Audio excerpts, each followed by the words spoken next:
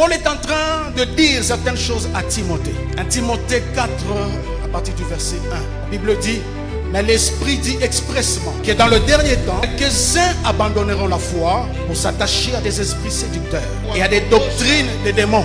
De Timothée, chapitre 3, à partir du verset 1. Sache que dans le dernier jour, il y aura des temps difficiles. Car les hommes seront égoïstes, blasphémateurs, rebelles à leurs parents, ingrats, irréligieux, insensibles, déloyaux, calomniateurs, intempérants, cruels, ennemis des gens de bien, traîtres, emportés, enflés d'orgueil, aimant le plaisir que Dieu, ayant l'apparence de la piété, mais reniant ce qui en fait la force. Éloigne-toi de ces hommes-là. De Timothée chapitre 4, à partir du verset 3.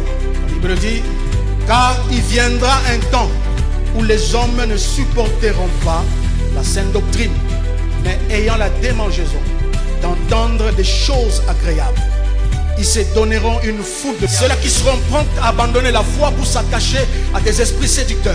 Et l'Église doit comprendre qu'elle ne doit plus s'embrouiller avec n'importe quel message. L'Église doit retourner à ce qui est essentiel de la foi chrétienne. Amen.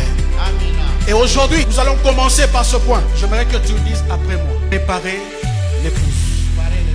Dis-le bien. Préparer l'épouse. Parce que le Seigneur est en train de revenir, nous devons préparer l'épouse. Et l'épouse dont nous sommes en train de parler, c'est l'Église. Toi, c'est moi. L'époux que nous sommes en train de parler, c'est Jésus qui revient bientôt. Nous ne devons plus rester dans des fables. Nous devons parler de ce qui est essentiel. Alors, si nous passons le temps en train de parler des démons, des sorciers, des mondes des ténèbres, ça nous servira à quoi? Ce n'est pas pour dire que nous ignorons. Nous savons que ces choses-là existent.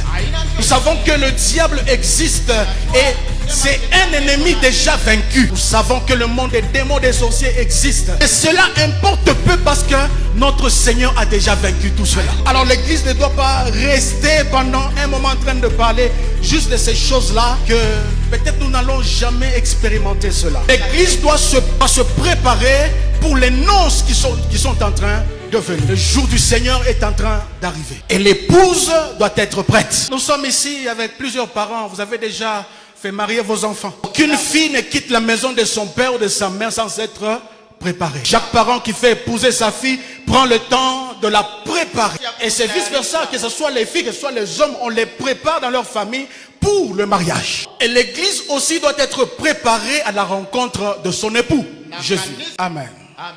Jésus.